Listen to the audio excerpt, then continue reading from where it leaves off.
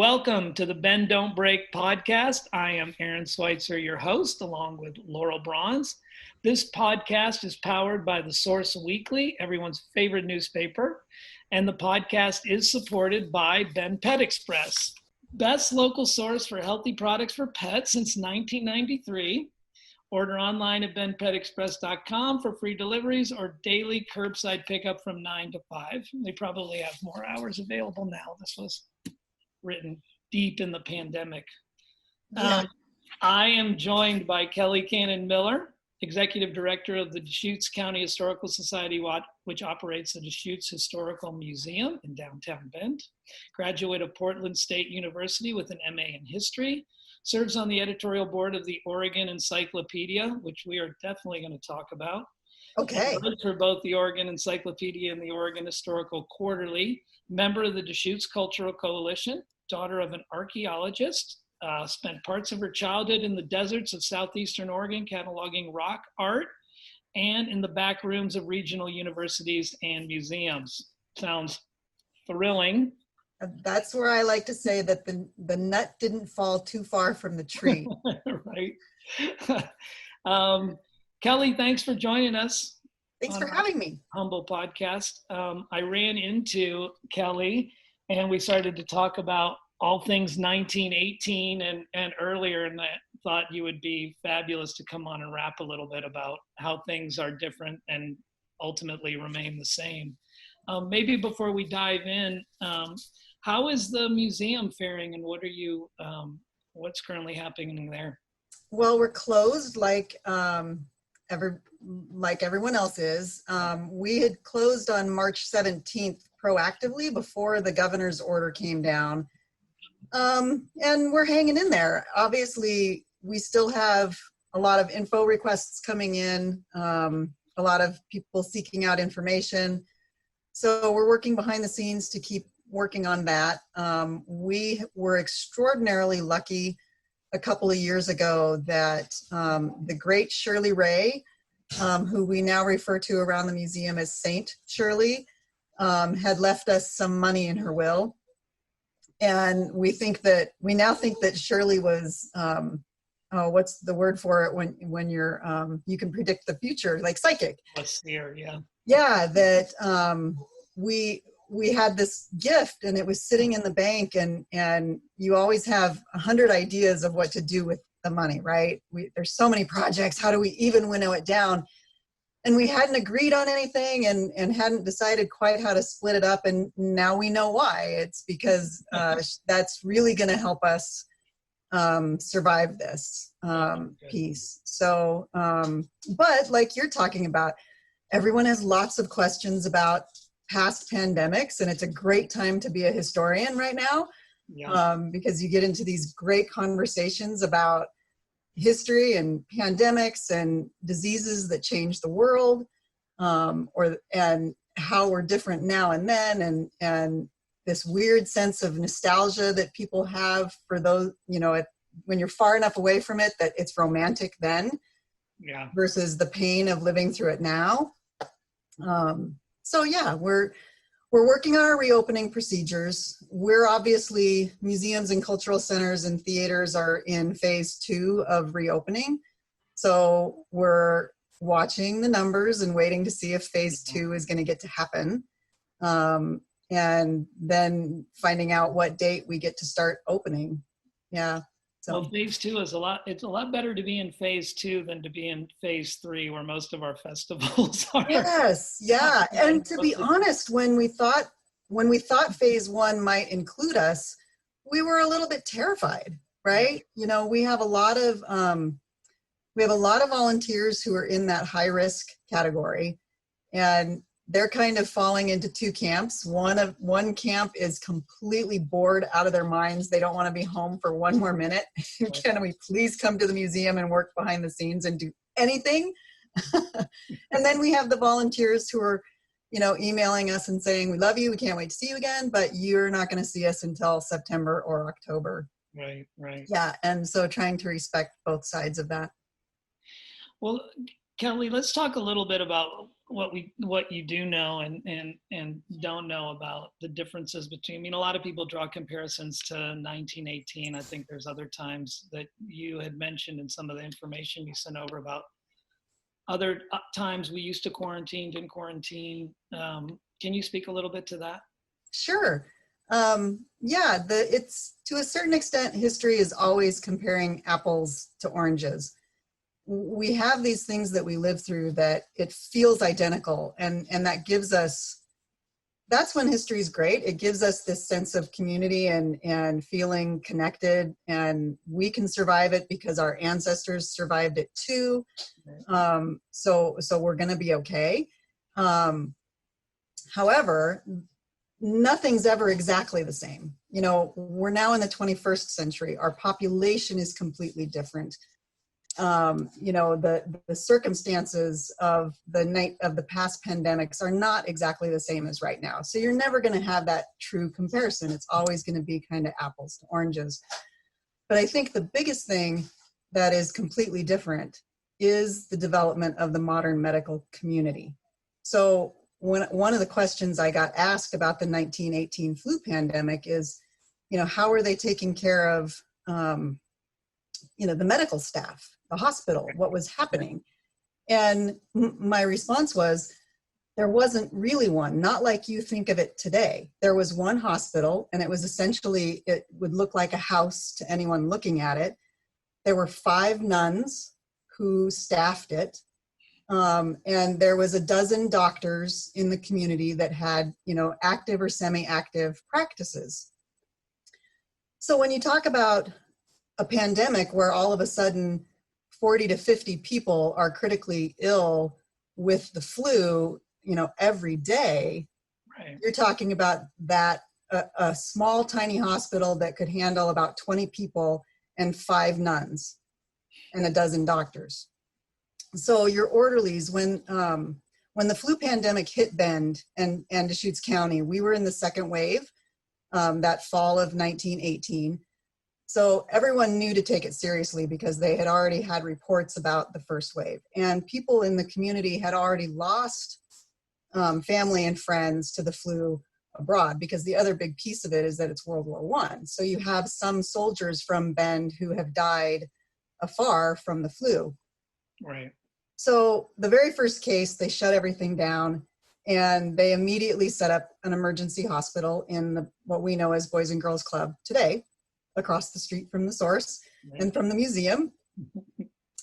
And everyone who staffed it, this is one of the huge differences. The hospital was staffed by your neighbors. So the school teachers who weren't working, the businesses who were closed, the owners, theater owners who weren't running, you know, their programs at the theaters. Right. Robert Sawyer with the Bulletin, he was working a shift every day. So it was your community members who were checking you in and helping take care of you and trying to keep you as comfortable as possible. You know, definitely no ventilators.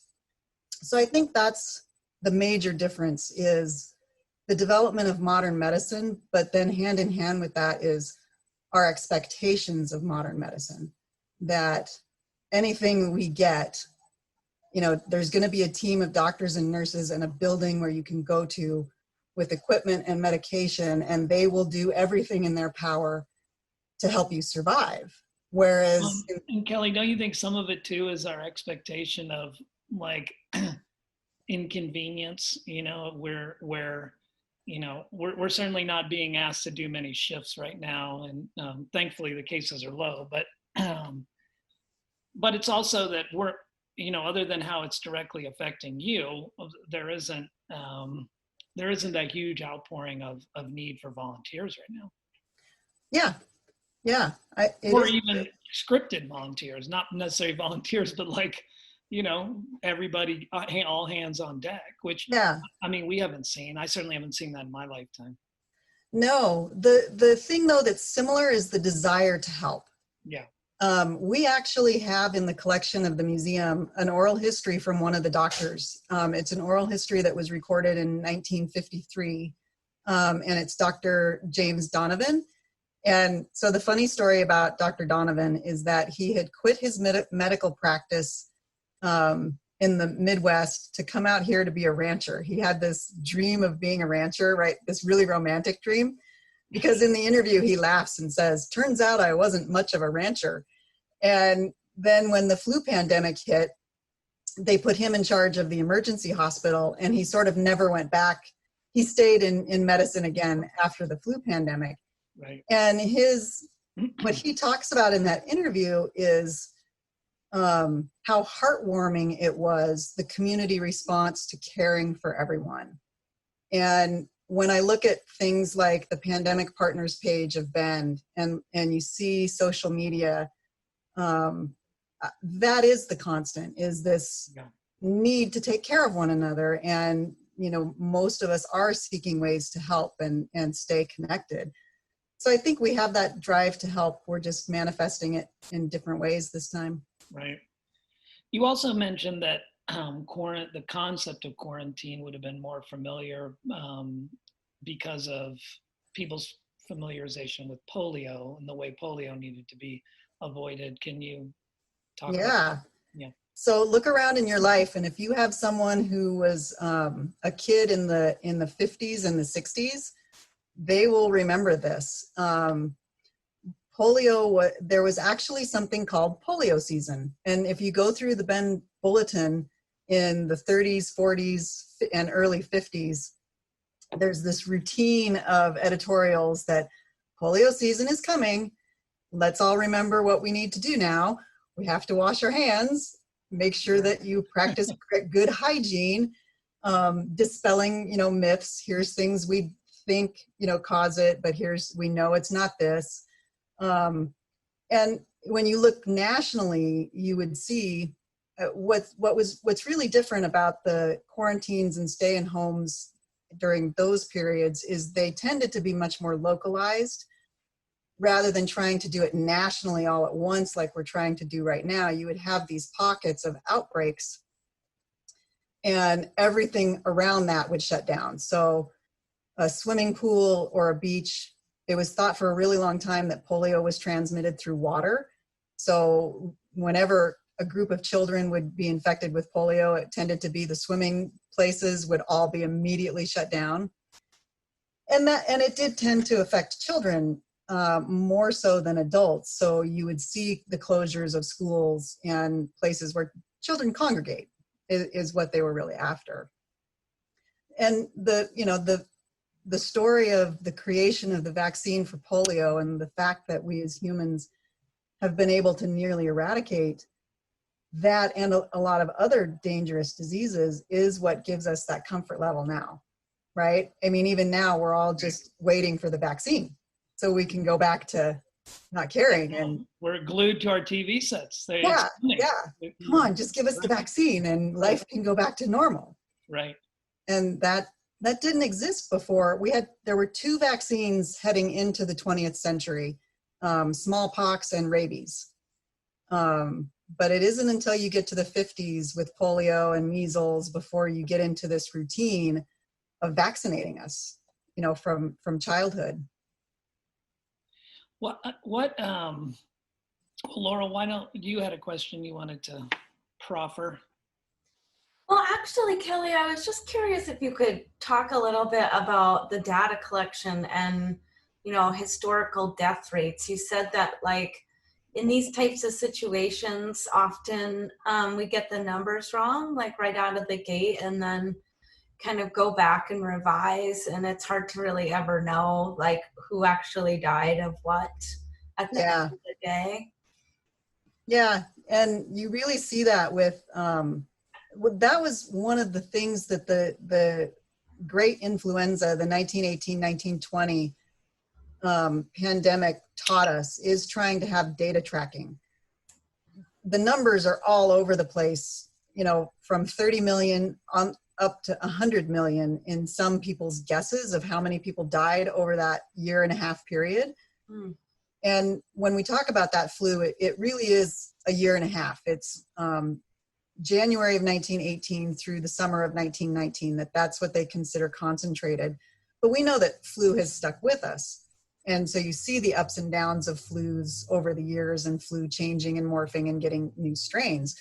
The pandemic is what taught us to be looking at that. When modern medicine at the time, tried to start reacting, looking at the smallpox vaccine, how did that work? What worked about it? How can we replicate this for the flu? Trying to keep track of everything, that's when the data really started to become important. And the steps that the medical world took leaving that pandemic actually leads to the creation of the World Health Organization and the bodies that are trying to educate us today.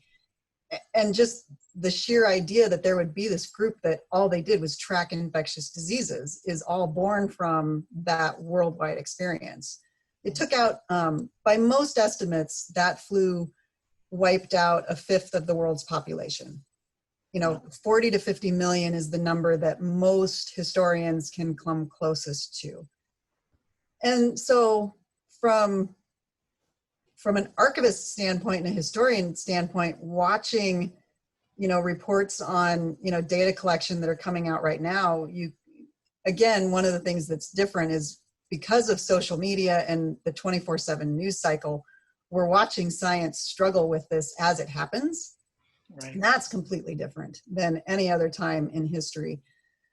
So it seems like every other day on the news, it's this test, how well was this test working early in the process? And then you find out that they're able to go back and reclassify deaths as COVID after the fact. So it's definitely going to take a really long time for the epidemiology community to sort through the numbers, to leave any kind of historical record for us as historians to look back on and say, okay, we think these numbers have enough validity to try and use them. But it's going to be really difficult for, historians to really piece this thing together to know how many cases there actually were. When you look back at old records around the flu, do you see the same kind of divisions that you see today? I mean, social media helps propagate that kind of friction, and you've got some people who are like, don't quarantine, masks, my mask. How do you see any of that? Not so much. It happened more in larger urban areas. In Bend, specifically with the flu pandemic, it was really a scary thing. One of the hallmarks of the flu pandemic of 1918 is that the hardest hit demographic was 20 to 30-year-olds. So again, referencing Dr. Donovan's oral history interview, one of the things he talks about is going to a boarding house and picking up this young Swedish immigrant logger who had been stricken with the flu, big burly guy, and they're trying to move him to the emergency hospital and he dies on the steps. And so apparently healthy, 20 and 30-year-olds could get the disease and be dead in 24 hours. Wow. And that kind of put everyone on their heels. I think that the smaller the community, you really took it seriously and you could see it in front of you. Death happened. That's kind of the other thing about the differences in our medical world and how we treat death is that most of these people dying, it was visible to everyone. They weren't in isolation in a hospital. And that psychologically, I think, meant people behaved and took it seriously. Well, like you were saying, neighbors would have been right there taking care of and relating stories and family situations that would have been shared, and it would have been, and despite what people believe about social media, I just don't think that replaces that kind of communication. It's just more honest and sincere. Yeah, it creates a disconnect. Right. So, and there was plenty of reason to, one of the reasons why it's so hard to track the numbers is because it was World War I. And so you have most of the countries of the world busy trying to deal with that, to pay attention to this flu thing that the doctors are talking about.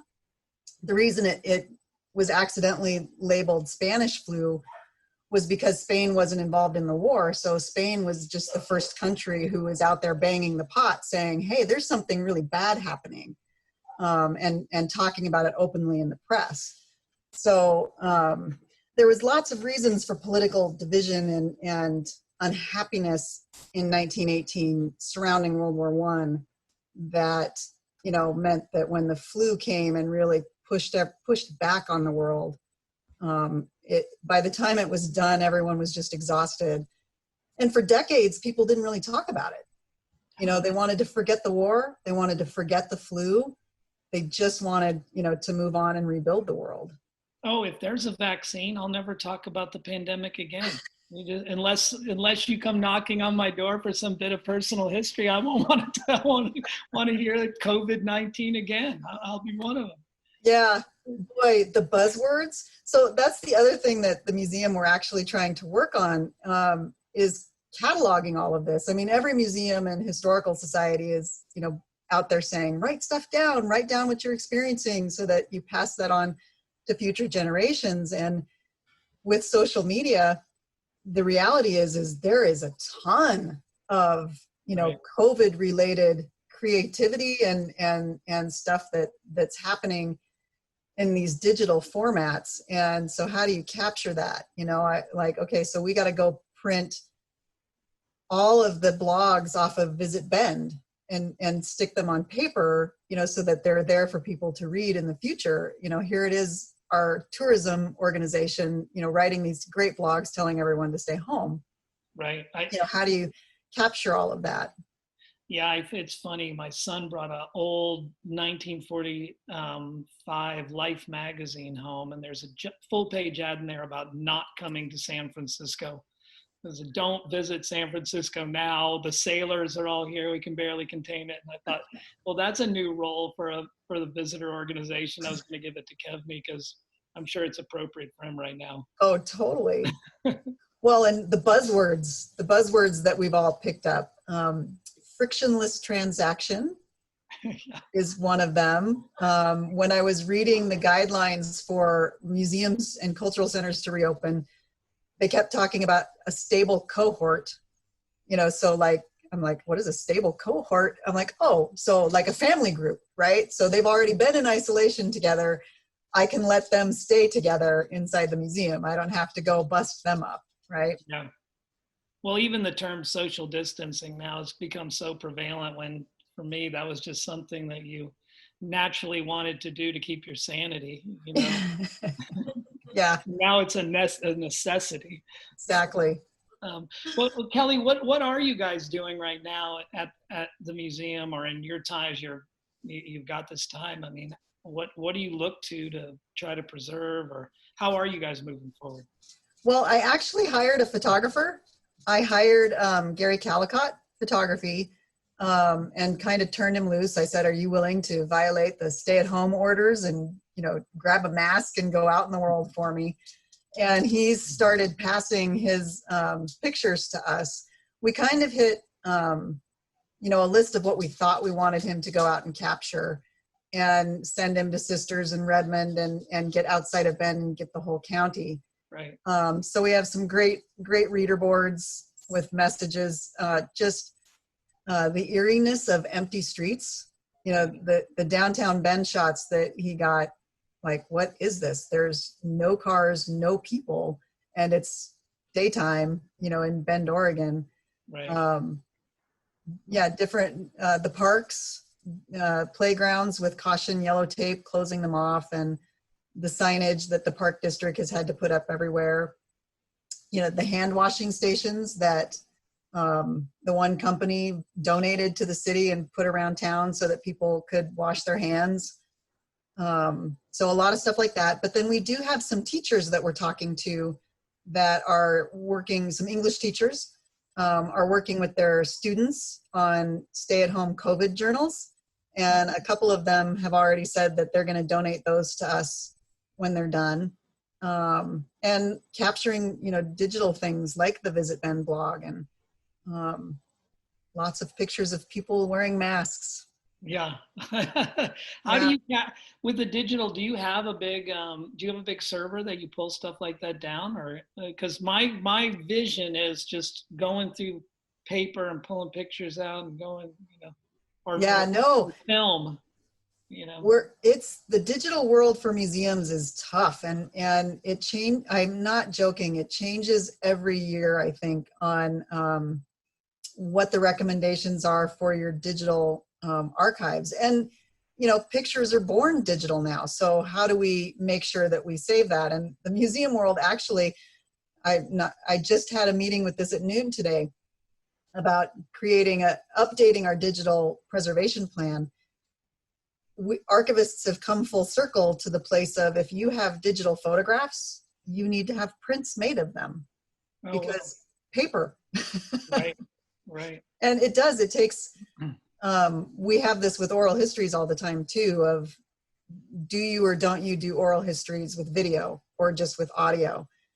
As soon as video enters the equation, it's an enormous file. Right. It's not only an enormous file, but then the software programs that you need to make sure that you have that will open it and run it in the future.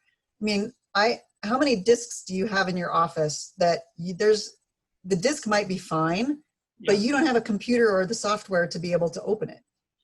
We still have little Zoom backups and those hard disks, the move from floppies to the hard disks, and and I don't have any of those things, but I got old source back issues on all these. Yep. Yeah, I can't read for sure. And right. So they can't read those anymore. No, and so that's the ongoing challenge, is that not only do you have to keep the bits of the digital thing safe, you have to make sure that you're getting it transferred to the new software, to the new computer, and the backups, and it gets to be a whirlwind really quickly, and not a cheap one. Well, I'm sure a lot of people can relate if they think about where all their personal pictures are stored on some dusty hard drive they've been meaning to create photo books of, and how to label them, and it's just, And the thing we've gotten really bad with is being willing to let a picture go. You guys probably remember back when you had 24 pictures on a roll of film that you took on vacation, and that was all you got. And now you can come home with like 2,000, photographs, on your hard drive.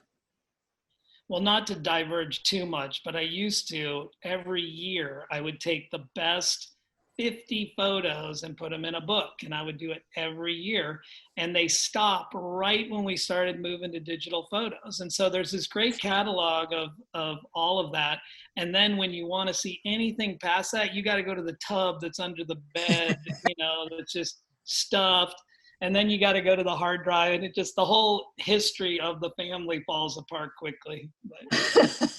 But that was a great system. It was at one time. Super impressed. Yeah, they were good. They were good books too. So I go back and look at them, but Kelly, I'm gonna get there with the little ones. I'm gonna go back to my historian roots. That's good. Don't worry, we don't listen to ourselves either. Right. Yeah. Right. And that's funny, because the stay-at-home thing of everyone has moved through these cycles. And it started with baking, and everybody started their own sourdough starter, and because you couldn't get yeast at the store. And so and then we're binging, and what TV show are you binging, and what movie do you have to watch right now? And then, books, what books are you reading? So we're to the point of quarantine where people are into their photos. I can see it. Have you seen it with your friends? Got the time. Yes, family? I've had a couple of friends. I've told that little bookstore, I was like, get one of those little old-fashioned books where you got to be selective. Yep. So we're into the historical photographs of your life documentation phase of quarantine. Well, I hope we're not going to go back to, I didn't like it when it got extrapolated, and then people started putting like little bits of rope and buttons and everything around the pictures, and we had the big, and the little tickets were glued down, and what was that called? It had a term. Scrapbooking. Oh my God. I was glad when that sunsetted. I was glad. So that looms in our future for things that are going to get offered to us as donations are these scrapbooks that we're going to want to, like, oh no, we want the pictures, but not the Right. accoutrements around it. Well, you know what? There's a traveling exhibit for you, like Mm-hmm. the 1990s scrapbooks, It can and go, they'll be displayed. You know, yes, so yeah. You're along with Beanie Babies. now I do still have a couple dusty Beanie Babies that are gathering value somewhere, I'm sure, Somewhere. out in the barn in a tub. You know. I'll be bringing you the tub, Kelly. The tub of Beanie Babies and scrapbooks. Yeah, you can categorize them, see if Yeah. there's any value. So, well, Kelly, we're drawn to the end of our time. Is there anything that you'd like to speak to that we didn't come around to, or story that is particularly poignant? Well, the family that we always come back to is the Vandiver family. If you think about just the community and that second wave of the flu, so all of the Vandiver boys became doctors, and all the Vandiver girls became teachers. But the youngest Vandiver girl, Catherine Grace, didn't want to be a teacher anymore, and she was 28, and her older brother, Clint, Dr. Vandiver, who comes back to Bend from Willamette University and his medical degree in 1914 and opens his practice. And he practices in Bend for 50 years. And everyone called him Doc Van for Dr. Vandiver.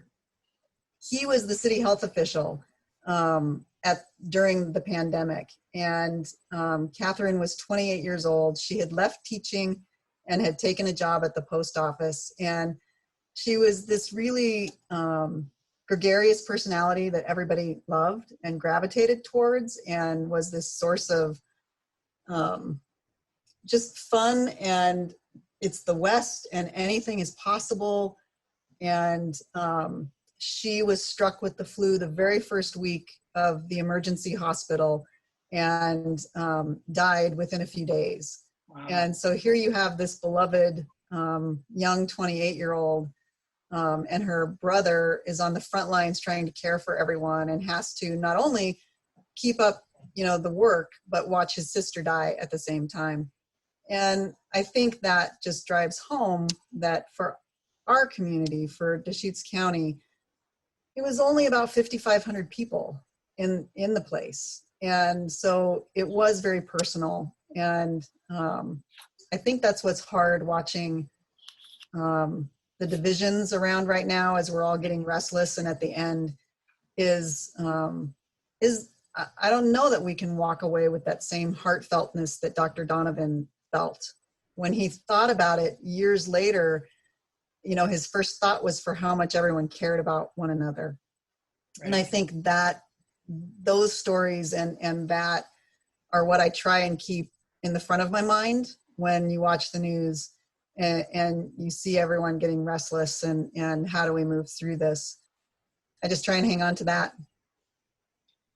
Yeah, I mean, she must have been quite the character if her personality comes through from all the way back there through your story and plays so large. So, yeah.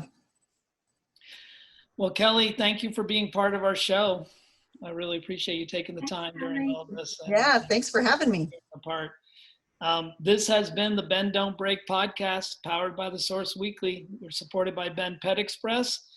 And next time on this podcast, we will talk to Patty Adair and gain some insight into what it's like to open up a county. Thank you for listening.